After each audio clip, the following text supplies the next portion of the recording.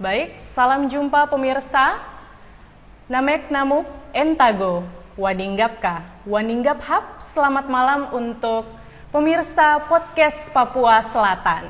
Senang sekali saya Brigita Kue dapat memandu acara ini untuk pertama kalinya podcast Papua Selatan dalam kurang lebih 30 menit ke depan.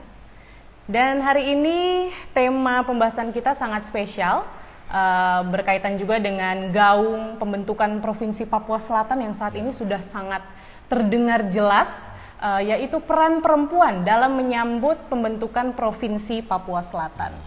Dan sudah hadir bersama-sama dengan saya di sini bintang tamu kita yang sangat luar biasa, Bapak Lausdisi Rumayom, Esos MSc. Halo Bapak, selamat malam. Selamat malam. Kabar baik Bapak? Sangat baik. Puji Tuhan. Oke, jadi Bapak Klaus ini selaku Ketua Analisis Papua Strategis, betul ya? Ya. Mungkin saya akan memberikan kesempatan terlebih dahulu kepada Bapak memperkenalkan diri, berikut juga sedikit menjelaskan profil singkat tentang Bapak Klaus. Baik, selamat malam Mbak Namuk ya di sini kita. Namuk Brigita. Namuk Brigita. Iya. Terima kasih atas kesempatan yang kedua kalinya saya hadir di interview spesial terkait dengan pembangunan lah ya. Saya Lausdisi Calvin Rumayom selaku Ketua Analisis Papua Strategis. Analisis Papua Strategis atau kita singkat APS adalah sebuah lembaga atau komunitas yang berjejaring di Papua di tingkat nasional dan di tingkat dunia, di tingkat internasional yang ikut memberikan pendampingan terhadap isu-isu pembangunan di tanah Papua, baik di Papua dan Papua Barat. Saya juga hampir 1,5 tahun ya sebagai tenaga ahli di Kedeputian 5 Kantor Staf Presiden, menangani bidang politik, hukum, pertahanan, keamanan, dan hak asasi manusia. Dan beberapa waktu lalu juga sebagai member dari United Nations Permanent Forum on Indigenous Rights di United Nations di New York, juga Indigenous Human Rights ya? Iya, Indigenous People and include human rights. Juga untuk melakukan advokasi terhadap perkembangan masyarakat adat di seluruh dunia. Luar biasa. Berarti jadi sempat ikut konferensi PBB yang kemarin juga ya? Iya, jadi tidak hanya untuk Papua, tetapi juga untuk Indian di Amerika, African, Amerika Latin, dan banyak masyarakat yang memiliki kelembagaan adat atau indigenous communities di seluruh dunia. Betul sekali. Kita akan gali itu lebih dalam lagi. Tapi sebelumnya untuk kembali pada tema pembahasan kita, yaitu peran perempuan dalam menyambut Provinsi Papua Selatan ya. Tentunya saya dan juga pemirsa di rumah perlu mengetahui kira-kira sudah sampai tahap perkembangan mana pembentukan Provinsi Papua Selatan? Iya. Jadi Bapak Ibu pemirsa dan kita semua warga Kabupaten Merauke dan kabupaten-kabupaten di wilayah selatan ya, Bovendigul, Mapi, Asmat, dan juga masyarakat di Papua ya pada umumnya, bahwa kebijakan pemekaran ini adalah kebijakan yang sudah diproses ya melalui prolegnas. Jadi tahapannya juga bukan tidak mudah dan itu bukan tahapan yang asal kita ajukan dan pemerintah jawab gitu ya, tetapi itu melalui mekanisme di DPR RI. Ada pembahasan-pembahasan yang sesuai dengan pertimbangan-pertimbangan tata ruang, pertimbangan prioritas pembangunan, mendengar aspirasi masyarakat, mendengar usulan dari kepala-kepala daerah, dan tentunya Papua yang luas ini kan terdiri dari 7 wilayah adat ya. Dan dari 7 wilayah adat, kita khususnya di kawasan Animha, ini kan terdiri dari 4 kabupaten yang tentu wilayahnya sangat luas sekali. Sehingga di dalam bagaimana membuka keterisolasian pembangunan seperti jalan, jembatan, akses pelabuhan, atau tol laut ya, kita punya tol laut, tol darat, tol udara yang menjadi ikonnya Betul. kebijakan Pak Jokowi. Iya. Tentu ini harus disinergiskan dengan kemampuan daerah, yaitu kabupaten-kabupaten ini untuk mengembangkan kebijakan di tingkat kabupaten, tetapi kebijakan di tingkat kawasan. Betul. Karena wilayah selatan ini kan tidak hanya saja kita mengenal kabupaten-kabupaten secara terpisah, Iya, secara iya. wilayah administrasi, tapi Iya. kita juga mengenal ini adalah sebuah kawasan nasional yang dikembangkan untuk kebutuhan pangan nasional, ketahanan pangan nasional. Tapi bagaimana Bapak melihat situasi dan kondisi selatan Papua saat ini dari segi pembangunan? Apakah kita sudah siap untuk menyambut Provinsi Papua Selatan? Iya, masalah dan tidak siap pasti ini menjadi satu dinamika tersendiri yang Iya, pasti akan bebas. Betul. Namun yang perlu saya yakinkan kita semua bahwa siapapun kita tidak bisa menahan atau menghentikan yang namanya perubahan. Betul. Ya, betul. everything can change every can time. change. Ya. Katakan bahwa ada perubahan dunia, ada bonus demografi, ada perubahan tata ruang dunia, karena di dunia ini kan Indonesia juga mengacu kepada negara-negara lain, perkembangan-perkembangan yang terjadi di negara lain. Katakan membutuhkan negara lain juga untuk berkembang. Katakanlah gitu sekarang kita juga punya aliansi-aliansi strategis di kawasan regional. Misalnya Asia Tenggara, Indonesia Barat berhadapan dengan Asia Tenggara, tapi Indonesia Timur berhadapan dengan era Pasifik, begitu. Betul. Sehingga perubahan-perubahan dunia ini juga menjadi hal-hal yang mendorong supaya pengembangan kewilayahan itu harus dikelola dengan baik. Dan disitulah pemekaran juga dilihat sebagai salah satu isu yang atau salah satu strategi solusi juga begitu. Iya, yang tentunya adalah mendorong supaya pembangunan itu dekat dengan masyarakat. Oke. Jadi tidak harus kita menunggu siap dulu ya. Iya, tapi pemekaran ini menjadi salah satu solusi juga untuk kita berkembang. Karena Indonesia juga ya. melakukan komparatif ya, membandingkan kondisi kita dengan Australia, dengan Malaysia segala macam, sehingga perubahan-perubahan yang terjadi di suatu kawasan itu juga menuntut Indonesia untuk melakukan perubahan yang terjadi dalam tata ruang harus kita. Harus catch up juga dengan negara lain begitu ya. Exactly. Itu hal yang sangat natural dan yang namanya juga perubahan, namanya juga perkembangan, berarti kita nggak bisa bilang kita nggak bisa menghadapi perubahan, nggak bisa dong. Kita diperhadapkan dengan pilihan berat. Kita mau menguasai daerah kita atau kita yang dikuasai. Betul. Jadi memang kita harus mempersiapkan diri juga dalam hal ini. Sumber daya manusia di wilayah selatan Papua juga sudah harus siap begitu ya. Nah, ngomong-ngomong soal sumber daya manusia nih, saya juga tadi sempat berbincang dengan Bapak mengenai anak-anak Papua yang dikirim ke luar negeri ke United States untuk menyelesaikan studi dari beasiswa pemerintah provinsi. Nah, kalau misalnya kita nanti menuju ke pembentukan provinsi baru, Provinsi Papua Selatan, apakah beasiswa itu akan tetap ada untuk anak-anak asli Papua? Tapi mungkin dalam bentuk yang berbeda dengan provinsi yang Jadi kita melihat di dalam perubahan kebijakan Otsus yang baru ini, di mana kewenangan sangat besar diberikan kepada kabupaten kota. Itu. Sehingga sudah tentu pasti ada perubahan-perubahan kebijakan yang terjadi di level provinsi. Oleh sebab itu memang menurut saya ya kepala-kepala daerah kita harus serius gitu. Harus serius artinya begini, akan terjadi perubahan yang adalah akibat dari sebuah kebijakan dari pusat, sehingga disitulah kita sudah mulai melakukan konsolidasi. Jadi harus ada pertemuan-pertemuan rutin untuk kita melihat bahwa bagaimana mengantisipasi misalnya permasalahan beasiswa Otsus, bagaimana mengantisipasi terkait dengan strategi pengembangan SDM yang nanti akan sangat dipengaruhi oleh perubahan tata ruang. Boleh di-sharing sedikit mungkin problem-problem apa yang dialami mahasiswa Papua yang mendapatkan beasiswa provinsi ke luar negeri? Kebetulan saya dipercayakan oleh rekan-rekan Ikatan Mahasiswa Papua di Siap. Amerika dan Kanada sebagai salah satu pembina. Luar biasa, berarti saya nggak Ya. salah bertanya ya. Dan Ya. saya selalu menerima aspirasi, bahkan beberapa hari terakhir ini saya menerima banyak sekali aspirasi dari Oke. adik-adik mahasiswa, Oke. yaitu What's the problem there?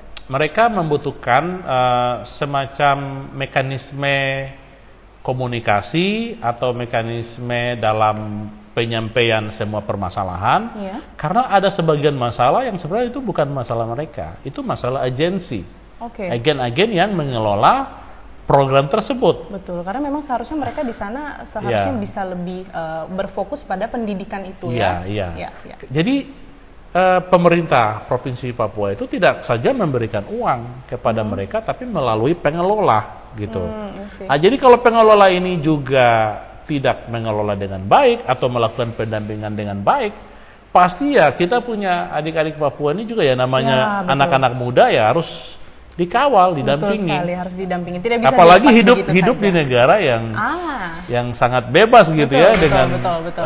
banyak pilihan gitu. Betul, Jadi betul.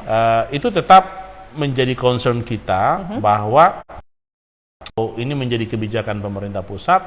Kita harapkan tidak ada hal perubahan yang signifikan terhadap upaya dan strategi kita untuk mengembangkan Iya, iya. SDM. Gitu. Mungkin bisa perubahannya bisa hanya lebih dikawal lagi mungkin Ya. seperti itu ya. Ya. Ya. Balik ke tema yaitu bagaimana sih peran perempuan dalam menyambut bentukan Provinsi Papua Selatan. Kalau Bung Klaus sendiri melihat kondisi perempuan nih khususnya di selatan Papua saat ini, Ya. seperti apa sih perkembangannya? Apakah Ya. Bung menilai kita sudah siap atau Ya. seperti apa? Ya. Ya, jadi pengamatan saya ini memang agak sedikit ya bukan saya bilang bias gender, tapi intinya kan di Papua ini kan tidak banyak laki-laki Betul. memberikan perhatian gitu terhadap isu-isu perempuan. Perhatian dan ruang juga. Iya. Ya. Walaupun pasti ada gitu, tapi kalau kita presentasi secara umum ya tentu jarang sekali kita melihat laki-laki membuat forum untuk membahas pemberdayaan perempuan. Betul. Pasti perempuan yang kumpul dan berbicara tentang kami punya masalah A, masalah B, masalah C, Betul. kekerasan dan lain-lain. Ya, tapi intinya adalah peranan perempuan ini sangat penting di Papua ini. Mengapa? Karena isu yang paling menduduki ya kalau kita Menduduki bilang peringkat. ranking atau peringkat itu menduduki peringkat yang sangat posisinya adalah posisi internasional Ya, berarti gitu ya. isu internasional ya, isu banyak Iya, orang. salah satunya adalah misalnya di Papua kita selalu mengangkat isu depopulasi. Ya. Gitu. Jadi dari total jumlah orang asli Papua di seluruh tanah Papua ya, Ya. dari 2 jutaan lebih itu totalnya adalah 47,30-an sekian persen. Bayangkan. Jadi Wow. perempuan itu sudah di bawah 50% populasinya. Jadi kita bayangkan dari 47,30 sekian persen itu kita belum hitung lagi berapa yang produktif, berapa Nah, yang itu dia. produktif dalam pengertian bahwa ya saya selalu bilang Papua ini luas gitu, sumber daya alamnya melimpah, tapi masyarakatnya sedikit gitu. Jadi ya nggak ada. SDM yang dibutuhkan untuk mengembangkan sumber daya alam itu jadi Ya, ini kita Tidak, belum ya. ngomong SDM yang siap pakai. Ini kita baru hitung populasi, Populasi saja. gitu, ya. Ya. Sehingga kita butuh peningkatan. Bagaimana caranya? Nah, kita balik lagi menurut laporan Polda Papua dan Papua Barat dalam 3 tahun terakhir ini, ya, itu kan angka kekerasan terhadap perempuan sangat tinggi. betul sekali. Dan dari status pelapor kepada pihak kepolisian, kita bisa lihat datanya bahwa pelaku kekerasannya adalah laki-laki. Betul. Nah, kita flashback lagi, kenapa laki-laki melakukan kekerasan? Nah, ini kan berarti masalah ini tidak hanya saja pada perempuan. Kalau kita ngomong dengan perempuan, pasti perempuan akan mengadu gitu dan membela diri dan mempertahankan bagaimana kehormatannya sebagai kayak orang Papua ini kan ada marga gitu. Betul. Jadi kalau dia marganya semua kumpul memberikan pembelaan, jadi kekerasannya terjadi terhadap satu ibu atau satu perempuan, tapi karena ini masalah kekerabatan dan lain-lain, sebuah keluarga akan membelah gitu. Ini kan bisa jadi konflik. Kita baru alami di Wamena kemarin. Ya. Mungkin bisa update beberapa konflik yang terjadi sampai hampir terjadi perang suku karena hanya masalah perempuan Kekerasan dalam ini ya. yang terjadi dalam keluarga gitu. Jadi intinya bahwa peranan perempuan itu sangat kita butuhkan dan pertanyaan saya gini, sebenarnya untuk membangun Papua Selatan itu posisi perempuan ada di mana itu? Ya. Peran perempuan itu ada di mana? Betul. Mengapa sekarang kita di Papua Selatan kita nggak boleh ngomong secara umum lagi gitu. Sekarang kita fokus perempuan selatan dan profesi gitu. Jadi perempuan Papua di 4 kabupaten ini di selatan ini harus difokuskan spesifikasinya. Betul. Dengan Gitu. adanya pemekaran Provinsi Papua Selatan ini, Iya apa dong, benefits yang bisa kita harus- didapatkan perempuan-perempuan? Iya, kita harus khususnya hitung. perempuan Misalnya Papua? begini, dokternya berapa sih Ya, perempuan? ya. Polisinya berapa? Perempuan yang TNI itu berapa? Perempuan yang berprofesi sebagai pengusaha atau kontraktor itu berapa? Kenapa Dan itu jangan penting? lupa juga, Bung, bahwa mayoritas kebanyakan perempuan asli Papua itu berprofesi sebagai mama-mama di pasar. Iya. Dalam hal ini bergerak di bidang ekonomi. Iya, itu yang harus kita identifikasi. Yang ibu rumah tangga atau yang bekerja di rumah itu profesi itu juga harus diidentifikasi. Betul sekali. Kenapa? Ketika kita bicara program pembangunan, perempuan yang akan menggerakkan pembangunan dalam revolusi ekonomi, Ya. revolusi pendidikan, revolusi kesehatan. Bahkan kemarin malam di diskusi kita kan saya sempat mengangkat isu tentang stunting, gitu Oke. ya. Kenapa stunting kita tidak perhatikan gitu di Papua? Ini juga saya memberikan seruan ya kepada masyarakat di Papua Selatan ini. Kenapa Ya. stunting itu penting? Karena apa? Kita harus lihat per hari itu ibu itu makan apa, makan berapa kali, kandungan protein, kandungan gizinya itu apa? Itu penting sekali diproteksi. Kenapa?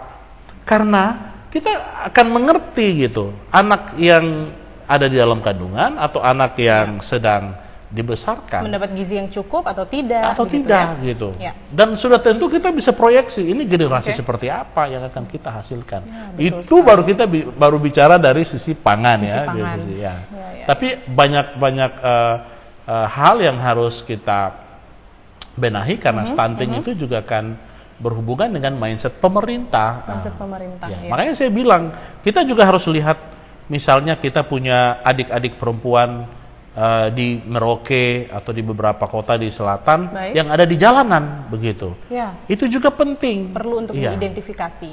Bahkan saya pernah mengajukan untuk seluruh regulasi di negara ini atau yang ada di Papua atau di kabupaten yang mengatur tentang perempuan harus dievaluasi. Harus dievaluasi. Betul, ya. Misalnya ketika kita review, regulasinya ada tapi tidak dilaksanakan. Betul. Atau mungkin regulasinya sudah tidak lagi relevan dan lain-lain. Ya, apalagi gitu. Karena balik lagi masalah kekerasan yang sering Ya. dialami oleh perempuan, Ya. saya mungkin agak kurang setuju dengan Bung. Banyak juga loh teman-teman perempuan yang mendapatkan kekerasan tapi tidak berani, kebanyakan tidak berani untuk melapor karena ada stigma Ya. di masyarakat yang sudah mendiskriminasi mereka Ya. dan juga kurangnya undang-undang yang melindungi Ya. saksi atau yang Ya. melapor begitu. Ya, jadi memang banyak yang harus kita benahi Ya. seperti itu ya. saya sih berpikir sebenarnya di dalam tatanan sosial kita, Iya. sebenarnya pemerintah itu dibantu dengan dua kekuatan basis masyarakat. Pertama adalah masyarakat adat atau Ya. kelembagaan adat, yang kedua adalah agama atau gereja. I see. Nah, Ya. saya melihat pekerjaan-pekerjaan sosial yang nggak usah lah pemerintah ya dinas sosial lah apalah segala macam di Amerika aja misalnya ya atau di beberapa negara maju bahkan negara berkembang itu pekerjaan-pekerjaan sosial itu negara serahkan kepada keluarga gitu.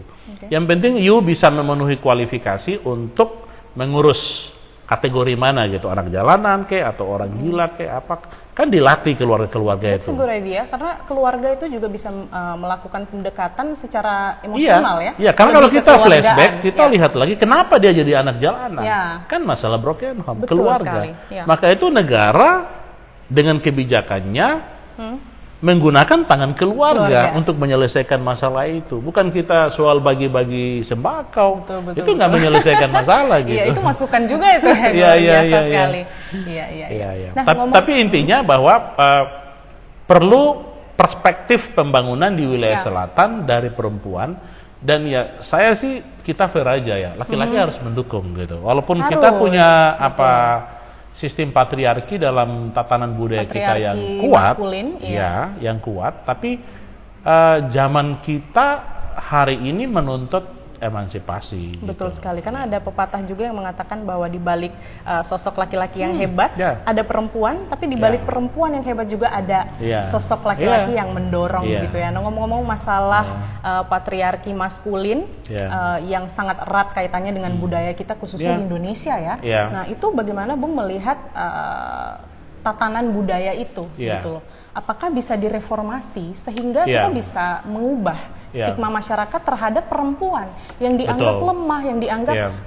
ya percuma Ya. perempuan sekolah tinggi-tinggi. Nanti ujung-ujungnya juga di dapur, Ya. kan seperti itulah kasarnya. Ya. Bagaimana Bung melihat Ya, ya. situasi-situasi ini? Ya, saya sih melihat begini, masyarakat ini kan dibangun oleh negara. Iya. Negara ya pemerintah. Pemerintah untuk membangun itu ada aturan, ada undang-undang. Pertanyaan saya sederhana, undang-undangnya dipakai nggak untuk mengurus rakyatnya? Jangan-jangan dia mengurus dengan cara pandangnya dia, Ya. bukan dengan aturan atau kewenangan negara. Nah, oleh sebab itu, misalnya beberapa pemerintah daerah di Papua dan di beberapa provinsi lain Ya. di Indonesia, Ya. kita mengusulkan bahwa harus ada gerakan transformasi. Transformasi budaya. Jadi satu komunitas masyarakat kita harus punya upaya untuk merubah cara berpikir mereka. Mungkin harus mindset menggandeng mereka, LSM gitu. juga ya, lembaga masyarakat Ya adat, tentu, ya, ya. tokoh-tokoh adat Semua, dan sebagainya. Ya. semua harus dilibatkan. Dan saya juga berpikir bagaimana komunitas perempuan di selatan ini bisa menjadi atau membangun mitra dengan laki-laki gitu. Ya. Waktu di zaman Ibu Menteri Bu Yohana Yembise, kita pernah gitu buat forum laki-laki gitu. Ya. Kita kumpulin semua laki-laki. Untuk apa? Untuk berdiskusi tentang bagaimana perspektif mereka dengan perempuan. Kenapa itu penting? Supaya perempuan juga tahu gitu bahwa oh ternyata pandangan mereka terhadap kita itu begini Seperti ini, gitu. ya. Jadi bisa Dan saling juga sharing. sebaliknya. Aha. Dan ketika mereka itu menjadi satu komunitas yang utuh, Ya. itu kita bisa melokalisir masalah-masalah tertentu. Kita bisa melakukan desain pendekatan baru untuk pendampingan terhadap keluarga-keluarga yang Betul, kita betul. harapkan bahwa mereka itulah yang nanti akan menghasilkan generasi emas Papua ke depan. Ya, gitu. setuju. Dan ngomong-ngomong soal komunitas, dalam mendukung perkembangan pembentukan Provinsi Papua Selatan, kita tadi baru saja launching komunitas Sahabat Perempuan Animha Oke. Papua Selatan. Nah, Selamat ya. Ya, thank you. Ya, luar biasa. jadi kebetulan penggagasnya ini yang luar biasanya, Bung, penggagasnya itu adalah seorang laki-laki juga yang saat ini sedang menyelesaikan gelar doktornya di UGM, dan kebetulan studinya itu membahas soal feminisme gitu. Namanya Bung God Samderubun dan juga bersama-sama dengan Ibu Maria Letsoin, Baik. Kadis Pendidikan di Kabupaten Mapi gitu. Oke. Jadi memang komunitas ini saya sharing sedikit boleh ya. Oke. Jadi memang komunitas ini dibentuk gunanya adalah supaya kita menjadi wadah Oke. bagi perempuan-perempuan khususnya di selatan Papua untuk sekedar saling sharing masalah-masalah apa yang mereka hadapi, dan kita bisa menjadi Iya. penyambung mulut ke dinas-dinas terkait. Ya. Oke, saya sih begini, apapun upaya kita untuk membangun gerakan sosial, gerakan pembangunan, Ya. gerakan perubahan, kita harus punya komitmen untuk melakukan sebuah gerakan transformasi. Oke. Kalau kita reformasi sih kita bisa rombak struktur ya, Ya. kita ganti orang, ganti ini. Tapi kalau transformasi itu memang harus ada komitmen. Nah, transformasi ini saya selalu katakan bahwa perempuan nggak ada masalah gitu. Masalahnya itu ada di kelompok laki-laki. Wah. Gitu. Kenapa bisa begitu, Bung? Ya, bukan karena saya laki-laki Iya, lalu iya. saya bilang seperti itu, Iya, tapi iya. gini, saya maksudnya begini, kita diskusi itu harus kritis ya. Ya. Kita nggak bisa melihat perempuan itu lemah, jadi kita berdayakan, kita akan melakukan pendampingan. Loh, kita lihat data kekerasan ini di Polda Papua Barat, pelakunya adalah laki-laki. Walaupun pasti ada juga Pasti. Laki-laki yang jadi korban dari perempuan juga yang bunuh diri course. juga banyak juga Ya, gitu. ya. Tapi intinya kita lihat laporan Polda, Ya. Papua Barat, indikasinya adalah kekerasan dilakukan oleh laki-laki. Artinya begini, dalam mengatasi masalah perempuan, laki-laki harus menjadi fokus dari kita. Transformasi itu harus terjadi pada mindset laki-laki, sehingga ketika kita bicara pembangunan pemberdayaan perempuan, laki-laki itu udah betul-betul tancap gas gitu. Dia udah tahu gimana untuk membangun dunia perempuan. Nah, ini kan terjadi di negara-negara maju, yang mana misalnya Cina ya, walaupun negara komunis, tapi bagaimana dia berhasil membangun home industry, di mana semua potensi perempuan itu dikerahkan untuk membangun negara, mulai dalam rumah tangga dan sampai ekspansi ke seluruh dunia. Artinya begini, saya melihat kita punya mama-mama Papua di Merauke, di beberapa kota-kota ini kan sudah punya modal mental, punya modal bisnis yang luar biasa. Tapi kadang-kadang kan saya juga sering bertanya, di mana bentuk keberpihakan pemerintah atau keberpihakan laki-laki dalam mendukung? Karena kita bisa hitung ya, berapa perempuan di pemerintahan, berapa perempuan di parlemen, di sentra-sentra kebijakan, kita masih sangat kurang gitu. Jadi saya sangat apresiasi dengan hadirnya komunitas sahabat perempuan. Karena memang salah satu tujuan kita juga adalah mempersiapkan kader-kader perempuan supaya bisa maju. Kalau saya sih langsung aja bikin sekolah perempuan di sini, seperti Maria Carey dan Oprah Winfrey buat sekolah perempuan di Afrika untuk selamatkan perempuan baru, untuk melahirkan satu generasi baru, untuk memotong mata rantai konflik dan lain-lain. Jadi perspektif kita juga memang harus strategis gitu. Ketika kita bicara kita ngurus perempuan hari ini di selatan, artinya 5 tahun, 10 tahun ke depan itu perubahan apa yang akan terjadi? Kita harus antisipasi. Kita sudah harus punya target gitu. Kalau tidak, kita ini hanya kerja karena moral, karena kasihan.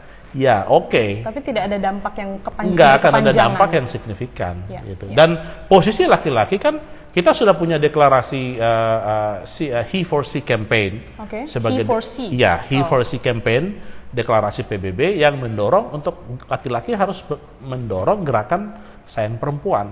Gerakan sayang perempuan itu dalam tanda kutip adalah dia harus berusaha merubah paradigmanya, cara-cara yang lama untuk bagaimana memperlakukan perempuan sebagai selayaknya negara-negara lain yang sudah mengejar indeks pembangunan mereka dengan. Artinya perempuan diberikan kesempatan bukan karena belas kasihan atau anggapan bahwa perempuan itu lemah, tapi diberikan kesempatan yang sama, kemudian dikaji juga potensi-potensi yang dimiliki perempuan itu, sehingga kita bisa bersaing secara sehat dengan kaum laki-laki juga begitu ya. Dan ketika Papua Selatan ini menjadi provinsi, itu harus dipastikan itu. Posisi perempuan itu harus clear gitu. Harus dipastikan apa benefit buat kita. Jangan kita masih bahas lagi tentang ada pemukulan, terus kemudian ada laki-laki dilaporkan. Kan fenomena itu banyak di Papua. Masalah yang masih sering laki-laki dilaporkan ke polisi, setelah ke polisi karena undang-undang KDRT kan, suaminya ditahan, udah ketika dia ditahan dia bilang oke, kalau begitu kau tunggu ya.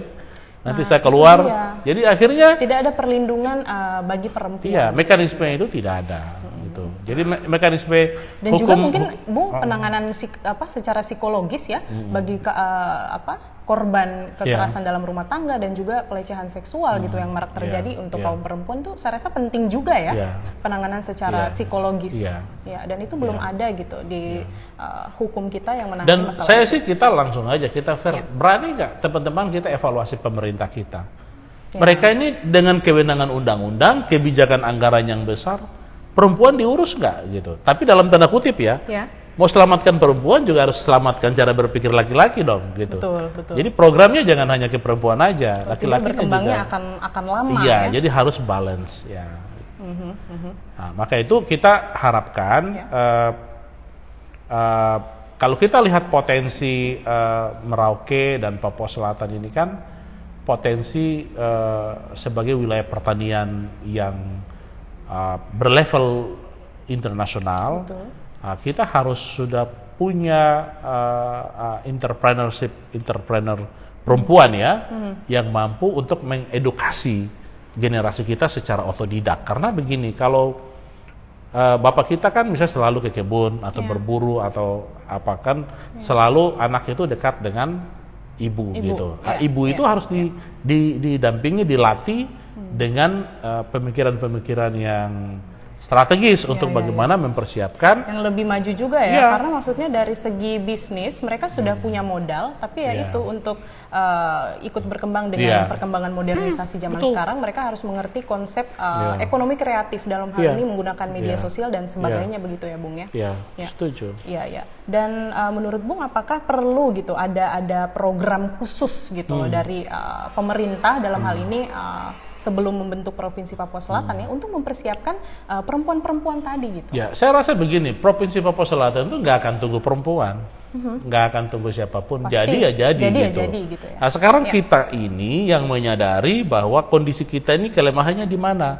Ya udah, kita buat mapping gitu. Kalau kelemahan kita kelompok perempuan itu misalnya ada pada persoalan pendidikan atau kesehatan atau kita di Papua ini lebih banyak berada di lingkungan yang dikuasai oleh sistem yang tadi, sistem patriarki tadi. Maskulin. Ya, maka itu patriarki ini harus ditransform. Cara bagaimana mentransform?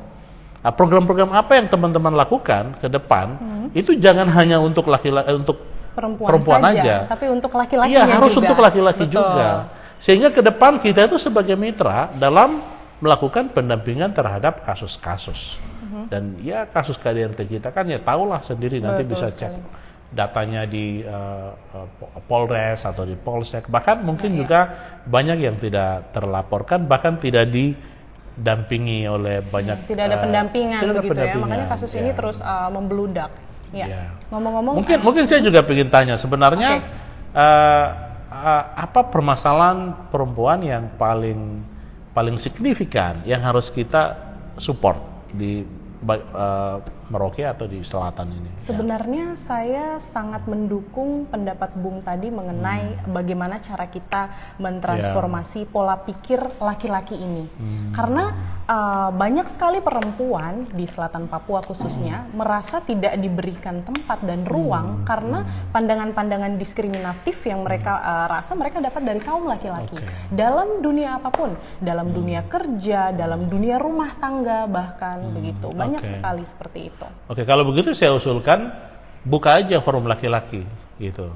Jadi bukan forum perempuan jangan forum laki-laki perempuan, juga. Laki-laki. Tapi mulai dari laki-laki yang sudah mengerti, sudah seperti ada teman yang sudah melakukan riset misalnya di UGM dan punya komunitas laki-laki yang lebih responsif terhadap isu perempuan, itu mungkin sudah menjadi titik awal gitu. Betul. Sambil mereka, jadi di dalam kampanye He for She itu memang saya melihat kita tidak melakukan sebuah penetrasi yang kuat, tidak melakukan satu pendalaman yang kuat untuk mengukur sejauh mana laki-laki ini mengalami satu perubahan cara berpikir terhadap perempuan. Dalam tanda kutip, ya kita bisa pinjam istilah kekerasan atau hal-hal umum yang selama ini kita anggap masalah dalam masyarakat kita. Gitu. Iya, jadi pandangan stigma laki-laki terhadap perempuan itu salah satunya, dan juga Bung menyerempet ke masalah kekerasan dalam rumah tangga dan juga mungkin saya di sini ingin menyinggung masalah kekerasan seksual begitu yang terjadi di perempuan. Sayangnya perempuan Papua begitu ya di selatan Papua ini sering sekali terjadi. Ketika ada kasus-kasus seperti itu, sedihnya banyak sekali anggapan masyarakat yang mengatakan bahwa wah ini salah perempuannya kurang menjaga diri, perempuannya kurang ini kurang itu. Nah itu pandangan-pandangan itu kan juga merupakan salah satu bentuk patriarki maskulinitas ya, yang apa dalam tanda kutip mewajarkan, oh ya laki-laki sudah sewajarnya tergoda kalau perempuan berpakaian seperti ini dan sebagainya. Saya pikir satu studi yang menarik teman-teman komunitas perempuan di selatan ini bisa lakukan adalah studi tentang perspektif gitu. Karena ketika dia perspektifnya seperti itu, kan pertanyaannya adalah kenapa dia berpikir seperti itu? ada alasan Ya, di balik itu. kita pelajari, kita telusuri. Ya, Ada ya. faktor budaya kah, atau ada faktor lingkungan kah, faktor pendidikan kah. Ya. Maka ke depan itulah yang nanti disasar sebagai program-program unggulan kita. Luar biasa. Ya. Oh ya, karena memang penting sekali, Ya. tapi memang menjadi Ya. tanda tantangan ya, Iya, tantangan iya. sekali karena memang stigma atau pandangan perspektif seseorang itu kan sesuatu yang bersifat personal, Iya. gitu. Jadi memang Iya. untuk mengkaji hal-hal seperti Iya. itu butuh riset yang mendalam Iya. juga ya. Ya memang isu perempuan di Ya. Papua ini kan memang isu internasional karena kita menduduki peringkat tingkat kekerasan tertinggi di Indonesia. Di Indonesia. Itu di Papua dan Papua Barat. Nah, pertanyaannya adalah bagaimana menurunkan angka itu? Ya. Karena segala upaya kita lakukan. Nah, makanya saya berpikir persoalan terbesar kan bukan soal kita bikin program sosialisasi dan lain-lain, tapi kita harus melihat lingkungan gitu, di mana perempuan berada gitu. Betul, Karena sehebat apapun, semampu kita mengatur diri kita dan mampu bertahan, tapi kalau lingkungannya tidak mendukung, lingkungan itu dominan gitu Ya, ya, ya. lingkungan itu bisa merubah kita. Betul. Gitu. Ya. Nah, sehingga masyarakat kita itu harus kita jadikan sebagai satu studi gitu ya. Jadi misalnya kalau kita lihat isu perempuan itu, saya selalu bilang kita harus spesifik gitu. Ini suku mana gitu. Kalau Marin modelnya seperti apa, penanganannya seperti apa. Kalau misalnya Auyu gimana, kalau Yakai gimana, kalau Asmat, suku ya. Asmat gimana. Beragam, Ya. karena memang berbeda-beda. Dan watak itu yang dan harus karakter. didukung oleh pemerintah untuk kita melakukan semacam pemetaan terhadap karakteristik gitu ya. Jadi kita harus punya karakteristik karena Berarti lingkup studinya sebenarnya lebih luas lagi ya, bukan Iya, hanya mempelajari masalah perspektif, tapi juga iya, lingkungan. antropologi ya. Iya. Jadi antropologi, sosiologi dan juga yang penting Budaya, faktor budaya. Menurut saya yang penting juga adalah linguistik ya gitu. Linguistik. Iya. Why is that? Karena dengan mempelajari bahasa itu kita bisa tahu Ya, gitu. bisa lebih Iya. mengerti lagi Iya, dan kita pandangan memberikan mereka. pesan-pesan terhadap Ya. sebuah kelompok perempuan dalam satu suku. Kita sudah bisa menggunakan bahasa yang friendly dan dia tahu bahwa ini kita akan menolong dia atau dia percaya kita. Itu bahasa itu sangat menentukan keberhasilan kita untuk I see. mengurus satu komunitas. Ya. Berarti banyak PR ya, Bung ya? Dari berbagai segi. Iya, iya. Luar biasa sekali. Ya, Bung tadi sempat menyinggung masalah keterlibatan Bung dalam konferensi PBB, masalah human rights ya. Ya. Betul ya? Ya, indigenous people. Indigenous Ya. people, including human rights. Ya, Ya. human rights Ya. and environmental. Environmental, oke. Oke. Ya, women indigenous juga. I see. Mungkin bisa di sharing Ya. terkait konferensi PBB yang Iya. terakhir diikuti. Jadi intinya di dalam United Nations Permanent Forum on Indigenous Rights ya. Ya, Jadi ya. kita lebih melihat komunitas yang paling riskan, komunitas yang paling dikorbankan dari kekuatan ekonomi global, kekuatan kapitalis itu Ya. kan masyarakat lokal. Betul. Ya, yang masih hidup di atas tanahnya Tanahnya seperti sendiri, ya. orang Maori, Ya. orang Aborigin, Ya. dan Papua ya kita masih mayoritas ya gitu. Kalau kita bandingkan dengan Australia dan New Zealand misalnya, tapi juga seperti di Amerika ada Indian ya. yang memperjuangkan tanah-tanah mereka, hak-hak mereka, dan juga di banyak negara Oh, lain. berarti sama juga ya, Ya. masalah-masalahnya seperti di sini. Iya, sama gitu. Tetapi yang terpenting adalah masyarakat ini dilindungi gitu oleh deklarasi internasional. Maka itu setiap negara di dunia yang meratifikasi keputusan internasional itu wajib melakukan melindungi gitu ya komunitas yang disebut indigenous. Indigenous itu ada ciri-cirinya gitu. Wow. Ada indikatornya. Oke, bisa di-sharing Ya. ke pemirsa. Ya, jadi pertama itu dia punya wilayah itu. I see. Ya, itu yang disebut hukum adat, hukum adat ya, wilayah. Berarti mirip-mirip seperti kita dari suku Marin ya. Ya. Jadi orang tua-tua bisa mengatakan, kamu kalau bilang kamu orang Marin, kamu masih punya dusun sagu atau tidak? Kira-kira harus punya dusun itu. lah begitu. Kamu punya dusun sagu atau tidak? Terus, kedua, dia harus punya bahasa, gitu. Kemudian ketiga, dia punya tatanan, gitu ya, tatanam. Jadi kalau negara itu seperti ada sistem ya, ada tatanan, jadi kayak kepala suku, gitu ya. Ada ondoafi, ada ya. Setiap suku punya nama berbeda-beda, tapi intinya dia ada punya tatanan dan dia punya struktur ya, struktur, dan itulah yang mengidentitaskan dia sebagai owner. Ya, sebagai pemilik gitu dari tempat itu. Artinya dia itu bukan datang dari mana terus tinggal di situ, tapi dia memang sudah ada sejak dahulu kala. Jadi orang Afrika, orang Eropa yang di Amerika, kita nggak bisa sebut mereka sebagai indigenous karena mereka datang dengan bahasa Inggris, beda dengan bahasa lokal yang sudah ada gitu. Jadi dunia memberikan perlindungan dan kita terus memberikan ruang kepada dewan adat atau lembaga masyarakat adat supaya mekanisme adat itu harus digunakan untuk mengatur masyarakat kita. Nah, saya pernah ikuti satu forum itu memang menarik karena membahas tentang women indigenous gitu. Jadi bagaimana perempuan itu dalam satu suku dia sudah harus punya manajemen gitu. Mulai dari mengatur rumah.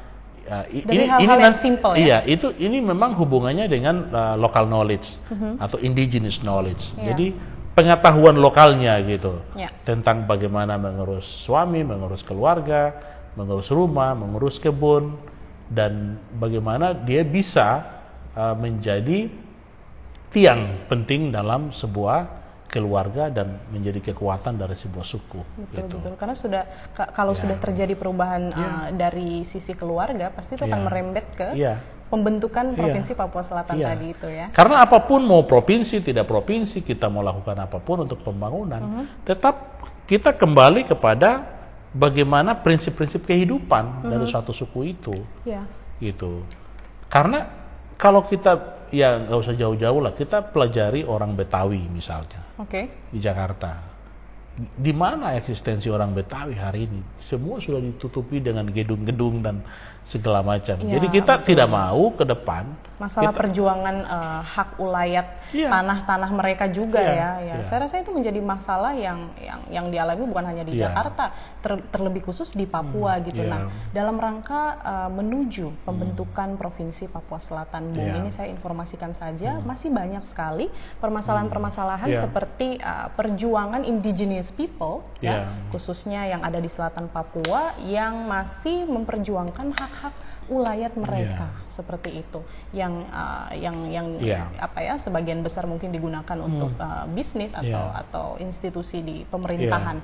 Bagaimana Bung melihat masalah-masalah itu gitu? Apakah itu akan menjadi kendala nanti dalam proses pembentukan provinsi Papua Selatan? Bagaimana Bung mengattach rasa trust dari masyarakat, terlebih khusus indigenous people begitu dalam menyambut provinsi Papua Selatan?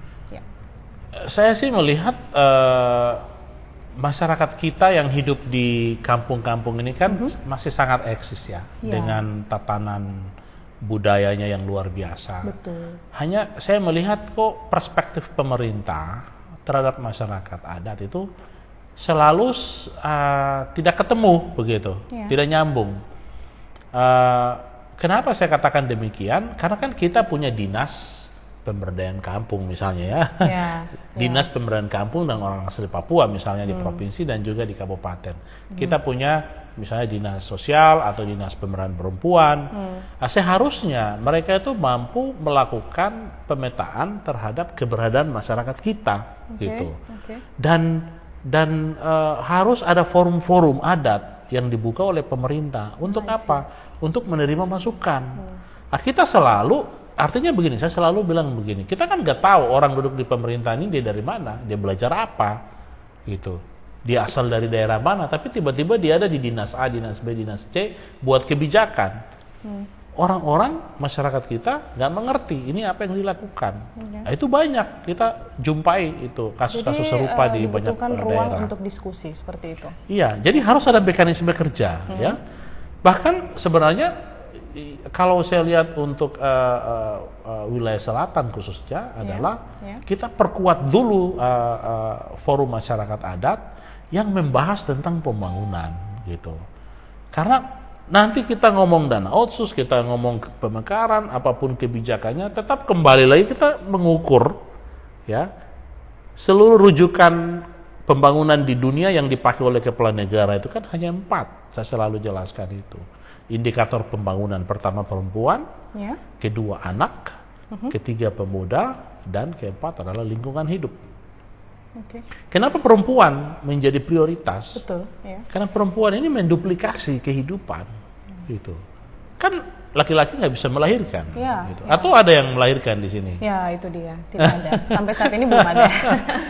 Artinya bahwa dari sini kita sudah melihat bahwa perempuan itu sudah menjadi keputusan dunia. Itu semua negara. Yang utama begitu ya? Iya. Yang kedua anak. Anak tadi ingat saya jelaskan isu stunting. Kehidupan kita ini akan kita harus mempersiapkan generasi 20 tahun ke depan. Betul sekali. Ya. Tapi kalau misalnya hari ini ibu makanannya seperti itu, anaknya tidak diurus seperti itu di jalanan, kita bayangkan 20 tahun ke depan itu akan terjadi Balik seperti lagi apa. ke tadi ya, jadi memang perlu penting sekali memang diperlukan identifikasi maka perempuan dan anak itu menjadi isu yang walaupun terpisah ya, tapi itu satu paket penting. Yang ketiga adalah pemuda. Kenapa pemuda? Pemuda itu laki-laki perempuan ya, tapi intinya adalah usia produktif. Umur 16 tahun sampai umur 50 tahun atau 55 tahun juga ngapain? Bikin apa? Kalau kerja di mana? Gitu. Kalau kita lihat data, ini kan banyak usia produktif tidak ada pada posisi yang produktif. Dalam lapangan kerja atau industri atau apapun. Dalam berbagai bidang. Jadi kita seolah-olah populasi kita cukup adalah gitu ya, tapi kok tenaga kerja kita terbatas. Datanglah orang dari luar bekerja. Kita di sini lihat loh, kenapa dia datang langsung kerja? Muncul konflik sosial. Kita punya kasus Fiji tahun 90-an, perang antara orang Papua Melanesia dengan orang India karena masalah itu ketimpangan sosial. Betul. Nah, kemudian masalah lingkungan hidup itu penting sekali karena kita hari ini dihadapi dengan banjir, dihadapi dengan badai yang sebenarnya karena kita tidak menjaga lingkungan kita dengan baik.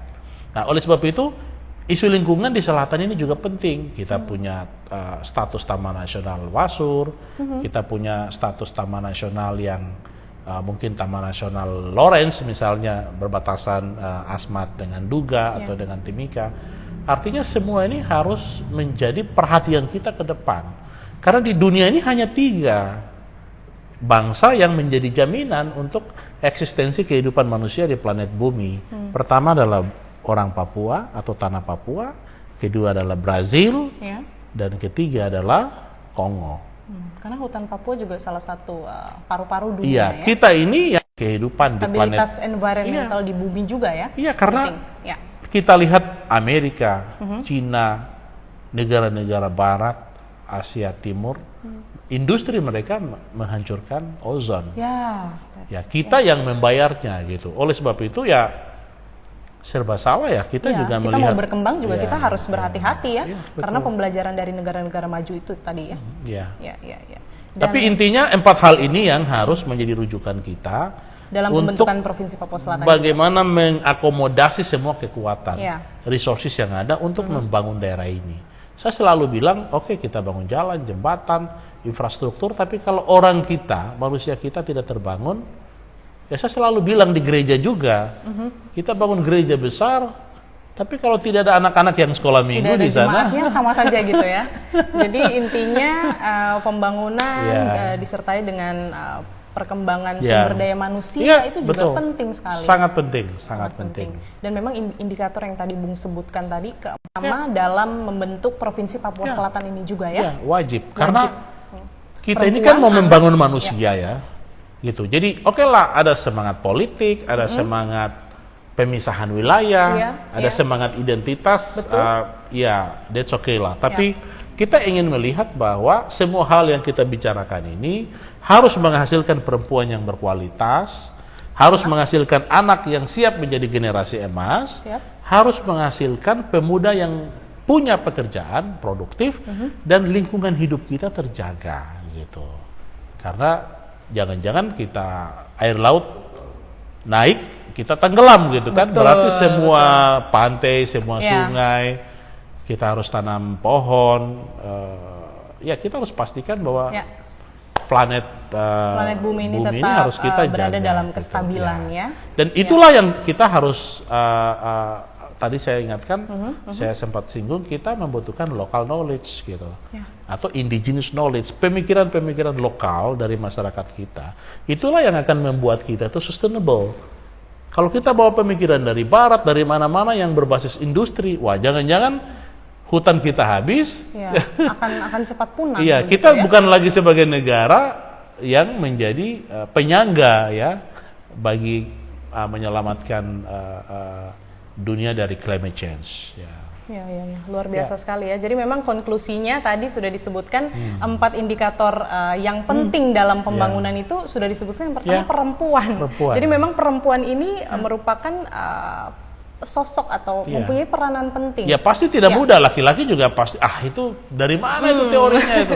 Saya ini kepala suku, saya Agak ini susah ya mengubah mindset seperti itu ya. Ya. Tapi memang nggak ada pilihan lain, nggak ada Ya, pilihan lain. ya, of course. Sepanjang laki-laki tidak bisa melahirkan, ya kita harus menghargai perempuan supaya perempuan bisa menjadi pihak yang memberikan jaminan terhadap kelanjutan kehidupan dan juga pembangunan. Iya. Gitu. Luar biasa sekali. Terakhir mungkin kita sudah sampai Ya. di penghujung acara ya, pemirsa podcast Papua Selatan. Saya akan meminta closing statement dari seorang Bung Klaus. Iya. Pertama saya ingin menyampaikan bahwa masyarakat Papua Selatan sudah harus segera melakukan identifikasi. Apa sih masalah kita di Papua Selatan? Pasti ada masalah yang berhubungan dengan infrastruktur, pasti ada masalah yang berhubungan dengan masalah wilayah adat atau berhubungan dengan konflik-konflik sosial dan lain-lain. Tapi begini, saya ingin pastikan bahwa posisi perempuan itu berada pada posisi yang akan sangat menentukan masa depan dari Papua Selatan ini. Yaitu posisi perempuan sebagai tiang ekonomi. Perempuan Papua di Selatan sebagai tiang pendidikan. Posisi perempuan di Papua Selatan sebagai tiang leadership, tiang kepemimpinan. Saya juga berpikir ke depan, ya Papua ini kita dorong perempuan aja yang jadi gubernur tuh. Perempuan aja yang jadi bupati. Wah, gitu. aiming for that ya. Ya. Kenapa? Karena selama ini laki-laki memimpin, gitu. Ya, tapi hasilnya juga begitu, ya. Ya, mungkin coba kita kasih kesempatan. Mungkin perlu ada studi lanjutan juga dan mungkin perlu dibuka kesempatan untuk sosok-sosok Norwegia perempuan. berhasil. Di sana perempuan melakukan transformasi. Ya. Kita bicara hari ini kebijakan dunia, 85%. Forum-forum penting di dunia yang membuat keputusan tentang dunia itu dipimpin oleh perempuan. Ya. Luar biasa sekali. Kita berharapnya dengan tema pembahasan kita kali ini bagaimana pentingnya peran perempuan dalam menyambut pembentukan Provinsi Papua Selatan yang tadi sudah dijabarkan oleh Bung Klaus luar biasa sekali. Ya, jadi perempuan itu memang sebagai tiang ekonomi, tiang pendidikan, tiang leadership. Luar biasa sekali, Bung. Kita sudah sampai di penghujung acara. Terima kasih banyak atas kesempatan dan waktunya. Wah, kita sudah bicara melanglang buana ini, mulai dari peran perempuan, kemudian indigenous people, dan banyak isu-isu lainnya yang merupakan masalah-masalah yang harus kita lihat dalam rangka menuju pembentukan Provinsi Papua Selatan. Dan akhirnya saya mengucapkan terima kasih kepada Bapak Klaus dan juga teman-teman pemirsa setia podcast Papua Selatan. Akhirnya saya Brigita Kue pamit undur diri. Kita ketemu lagi di podcast Papua Selatan episode selanjutnya. Dan terimalah salam kebanggaan Kota Merauke, salam kebanggaan kita semua. Izakot Bekai, Izakot Kai, satu hati, satu tujuan, dan Waninggap Hap. Selamat malam.